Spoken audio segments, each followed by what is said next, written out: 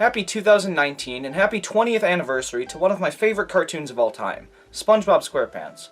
And to celebrate its 20th anniversary, I'll be diving into all of what I consider to be main series SpongeBob games, starting with SpongeBob SquarePants Revenge of the Flying Dutchman. I suppose this game could be considered a follow-up to the disgrace to gaming that is Jimmy Neutron Boy Genius. The company that created it, Big Sky Interactive, was, for some reason, able to develop a second video game, and they created this. So I'll be setting my expectations low, but who knows, I could be pleasantly surprised. Maybe they learned from their mistakes and made a half-decent game. Or maybe they didn't. After this screen triggers some horrible flashbacks, you're shown the title screen, a static image of the game's logo, and text telling you to press start. But this time, they made the background blue and pasted a bunch of skulls on there. This isn't any better than that, and there's not even any music here, come on. If you decide to press start, you're brought to the Krusty Krab kitchen that acts as the main menu, and wow, it's actually not terrible. It functions as it should, it's basic and easy to maneuver, and there's none of that load/save game trash the previous game had. Well done, guys. Okay, let's start up a new game. It all begins with SpongeBob waking up and saying the day will be like no other, and from there, you're given the opportunity to get a feel for SpongeBob's abilities. You get a karate chop, a jump, a higher jump that you have to crouch to perform, a glide if you hold the jump button while descending, a belly slam, and a roll to get around faster. That's a pretty solid moveset, and that's not even to mention the costumes you eventually unlock that switch things up. I'll talk about each of those as the game introduces them to us, but for a standard moveset, it's pretty solid and way better than the jump and the kick the previous game offered. When you enter the main room of the house, SpongeBob talks to Gary and agrees to play fetch with him, but you have to find his favorite fetching stick first. When you find it, you're introduced to the French narrator, who occasionally shows up to explain basic things to you. I find him to be a little unnecessary, but SpongeBob then returns to the main room and throws the stick in the most unnatural way possible. Seriously, the animations and movements in these cutscenes are terrible. His body is anchored in one spot, and you just watch as everything else moves around it. It's so weird. It doesn't look too bad in every cutscene, but even when the movements look slightly more natural, the odd-looking and gross character models ruin everything. I am happy there's lip movement while speaking, which isn't something I would normally point out, but the last game didn't have that and it really suffered from it, so I'm glad to see they fixed that. What impresses me the most is that they got all the voice actors for the main cast, and they all have pretty solid performances. Definitely something this game has going for it. Anyways, when fetching the stick, Gary comes across a chest and returns it to SpongeBob, who naively opens it and releases the Flying Dutchman, who says he's gonna kidnap Gary and all of SpongeBob's other friends. After the Dutchman returns to his ship and says he'll be back for Gary, SpongeBob leaves his house and you're free to begin exploring the first area, Bikini Bottom. And the first thing I noticed is that, holy crap, you can move the frickin' camera. That was a huge problem I had with Jimmy Neutron Boy Genius. The game expected you to want to look around and find these collectibles, when finding where you needed to go was hard enough, let alone find some stupid collectible. The addition of camera control is a big one that greatly benefits this game, especially considering this one's more focused on collecting than the previous one. Now, that's not to say the camera is good, because it isn't. There are multiple scenarios in which it's fixed at a horrible angle, and even when you can move it, it's rather clunky, but it's there and I'll give the game credit for that.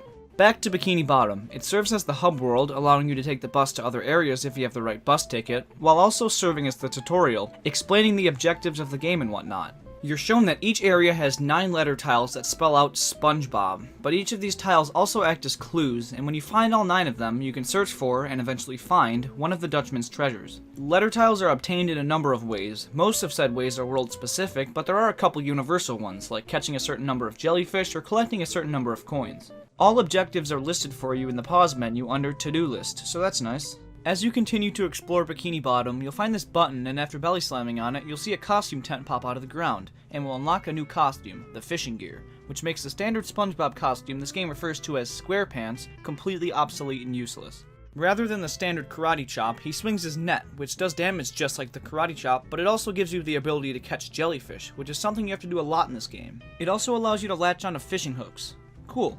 Sure, it's dumb that one of these costumes is completely useless, and that whenever you want a different costume's ability, you have to go out of your way to look for one of these tents, which are very scarce in these relatively large areas, but those aren't even the biggest problems I have with these costume changes. You see, every time you change into a different costume, the music changes. That may not sound that bad, but by the end of this video, you'll be convinced that it is. And while we're on the topic of music, the soundtrack consists of only 9 tracks, which is less than the 11 in Jimmy Neutron Boy Genius, but that doesn't automatically make it worse. I actually like this one way better. Is it great? No, but there are a few pieces that are pretty good, catchy, and I wouldn't mind listening to after playing the game through. Most notably, the main theme, the Mermaid Man costume music, the puzzle music, and the Dutchman's graveyard music. Anyways, just by wandering around Bikini Bottom and exploring the Krusty Krab, you'll eventually find all of the letter tiles. When you do, you play some sliding puzzle minigame inside SpongeBob's head, and when you complete it, SpongeBob does some dance that is so poorly animated it's laughable.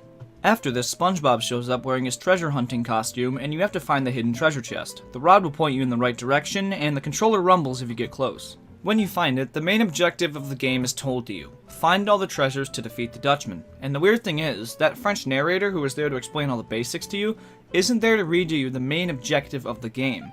That just makes no sense. Whatever, as promised, the Dutchman returns and takes Gary, and SpongeBob talks to Squidward, who says Mr. Krabs needs to talk to them. After an intense race against Squidward or the Krusty Krab, Mr. Krabs tells the two of them he'll be closing the Krusty Krab because business has been slow. SpongeBob tries to cheer him up and, by accident, gives him the idea to deliver food downtown, so he heads there and gives SpongeBob the downtown bus ticket. After you arrive, you'll immediately notice that it looks nothing like it's supposed to. Why is it so dark? Why are there so many thugs? This is not the Bikini Bottom we've seen in the show. This just looks like some generic dingy city. Did the people who designed this even know what downtown Bikini Bottom looks like? So you talk to Mr. Krabs and are told you have to make your first delivery. He does give you a street name and address, but it's so easy to get lost because all the streets look so similar, and if you as much as touch an enemy, you drop the order and have to return to Mr. Krabs to get another, which is easier said than done. You're better off killing yourself because you spawn right next to him, and there's no punishment for dying, which is a major plus. After that, you head to the construction site and complete a few more deliveries, which isn't that difficult because this sub-area is pretty small.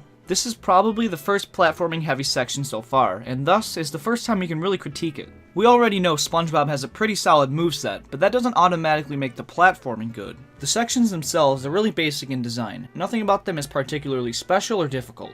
But when you throw in a couple broken collisions and bugs, platforming can become a chore. The shadows are really weird too. Sometimes they're there and other times they aren't, so that can make things pretty difficult, but your ability to glide can save you from a lot of bad jumps. The platforming definitely isn't that good, but I wouldn't really consider this game a platformer. The only thing you really do is collect stuff, with minor platforming challenges sprinkled throughout. Anyways, if you talk to Patrick, he gives you the Mermaid Man costume, which replaces the karate chop with a long-range bubble attack. It's a pretty fun costume to use, and it has pretty good music paired with it, but it's sadly only needed for a couple short quests. The next deliveries are in the high-rise sub-area, and the camera is locked at a horrible angle here, making these apartments rather difficult to access, but still nowhere near as challenging as the next and final delivery quest, which is brutal. You head back to the first area and have to complete 4 deliveries in 239 seconds, and after you successfully deliver one, you have to go back to Mr. Krabs to pick up the next. It's hard enough to find the customer, but finding your way back is just as difficult, and when that clock is ticking, there's so much pressure. This is an awful quest.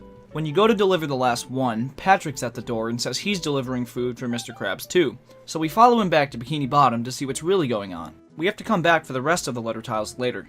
When you get there, Mr. Krabs gets taken by the Dutchman, and you see Patrick running away, so you have to chase him, but he gets away. When you walk by Squidward's house, he's reading a book called How to Defeat Evil Spirits, and SpongeBob asks to borrow it, but why? The game already told us how to defeat the Dutchman, so why does SpongeBob ask to read the book if he already knows? Whatever, he gets rejected, and when he approaches the chum bucket, he finds Patrick having a conversation with who he thinks is Mr. Krabs. Their stupidity causes the robot to explode and leaves Plankton exposed. Plankton then explains his plan to put Krabs out of business by building Chum World, which will attract the attention and the money of everyone in Bikini Bottom. Plankton then heads to Jellyfish Fields for whatever reason, and rather than following him and going to get the Chum World bus ticket, SpongeBob decides to visit Sandy. On his way, he notices Squidward's asleep and sneaks over to him to read his book, and the game once again states the objective, except this time, the French narrator is here to read it. No, why does this need to be repeated? I already know what I'm supposed to do. The game already stated the objective. This is dumb. Okay, SpongeBob challenges Sandy to a karate match, but it's more of a who can break the most stuff challenge, which involves spamming the action button and aiming for a row of barrels, crates, whatever. After you win, Sandy invites you to stop by sometime, and SpongeBob decides to buy her a gift from Squidward's yard sale, a big, buzzing acorn. When you enter her tree dome, it's leaking, so we gotta plug up the holes by throwing acorns at them, and wow, the tree dome actually looks really good. This quest is a little annoying, but it gives me a reason to wander around in here, so I'm fine with it. After that's done, Sandy gets her gift and puts it on top of her tree. Problem is, that buzzing acorn was a hive filled with wasps and bees. So you have to climb her tree, knock down the hive, then go hunt down and kill everything. Finish all of that, and Sandy challenges you to one last karate match, and when you win, you get the last letter tile, play the minigame in SpongeBob's head, and find the second of the Dutchman's treasures. When you return home, the Dutchman takes Squidward, and you find a jellyfish carrying the Jellyfish Fields bus ticket. So you catch it, grab the ticket, and head to Jellyfish Fields. Jellyfish Fields is a hilly and relatively boring location in the show, so they really had to take some creative liberty here, and I think they did pretty well. It looks nice. A lot of the objectives are pretty stupid though, like staying atop the giant white jellyfish or placing the pearls in the proper place to open the treasure chests. But by far the worst in this area, not quite the worst in this game, is the jellyfishing competition, requiring you to catch 100 jellyfish. That's a lot. Keep in mind, these are jellyfish, enemies that can and will damage you while constantly running away from you, in addition to the time it takes to actually find each one. It does take into consideration jellyfish caught in other areas, so let's hope you've been going out of your way to catch some, because if not, this quest is going to be even more difficult. When you manage to pull off that feat, you unlock the reef blower, which replaces the karate chop with a gust of air that can move things around. But sadly, it doesn't do any damage to enemies, so when you're wearing it, you're pretty vulnerable. As soon as you unlock it, it's put to use. You have to herd rusty snails into the corral, and this quest sucks. This costume is not fun to use. Whatever, beat up some clown for the Chum World bus ticket. If you can defeat me, then you can have the ticket. Okay, I give up. I gotta find a new line of work. Collect the remainder of the tiles, and find the treasure, which is the only one that doesn't receive an ew from the audience. There was actually supposed to be laughing at that point. There's an unused sound clip in the Jellyfish Fields sound files of children laughing. The more you know, right? So Patrick gets taken, and with the newly acquired reef blower, you're able to get the final letter tile downtown. But on your way there, Larry is waiting to go to Lagoon. He has an extra bus ticket, but refuses to give it up unless he's given 50 jellyfish. Yeah.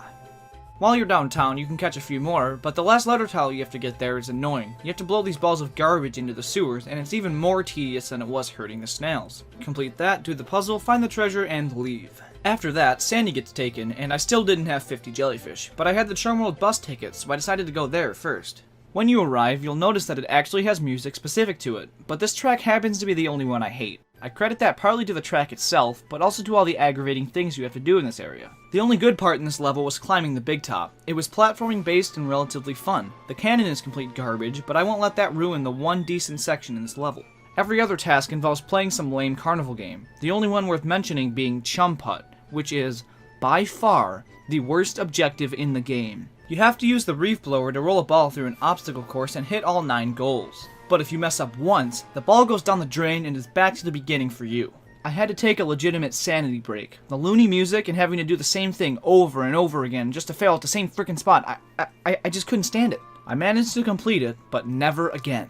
After you do everything, there's still one tile missing, and the objective says we need to catch Plankton, but he's nowhere to be seen, so we'll have to come back and look later. If you have 50 jellyfish, Larry gives up the bus ticket, and you can head to Lagoon, and as soon as you arrive, you'll notice some glaring issues. First, this looks nothing like Lagoon. Like, at all. I mean, there's water and there's sand, but if I'm being honest, it looks more like a desert than a beach. The thugs were replaced by lifeguards, so I guess that helps to distinguish it as a beach, but why are the lifeguards trying to hurt you? The most annoying thing is, every time one of them speaks, everything goes quiet, they spit out their stupid insult, and the music restarts.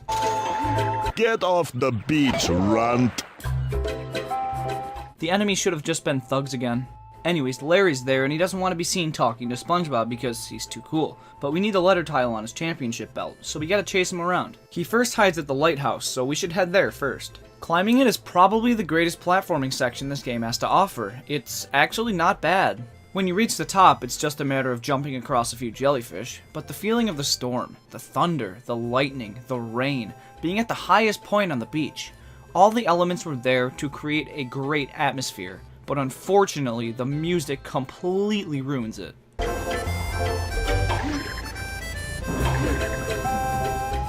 This 1-minute 20-second loop of calming music is the same one we were listening to while frolicking through Jellyfish Fields. This is why choosing to base the music off the costume the player is wearing is an awful idea. But unfortunately, this isn't even the worst offender. So you find Larry up there and he runs off to the old shipwreck, so you have to work your way down the lighthouse and meet him there. When you do, he says he'll give up the belt if you can beat him in a karate match, which is more difficult than the first two, but still was easy as crap. After that, we decide to order a magic bottle from Rusty, who says the order will be on the next boat, so we need to hurry to the end of the pier.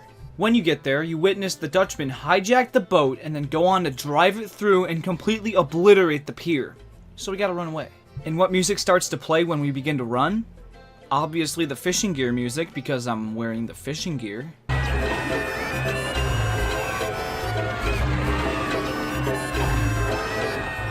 Why did anyone think this was a good idea? There are people screaming in terror while the calm and soothing jellyfishing music plays softly in the background.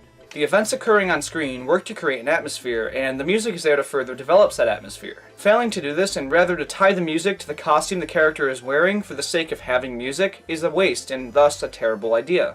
After the dock's destroyed, we have to go back through the rubble and collect the letter tile at the end of it.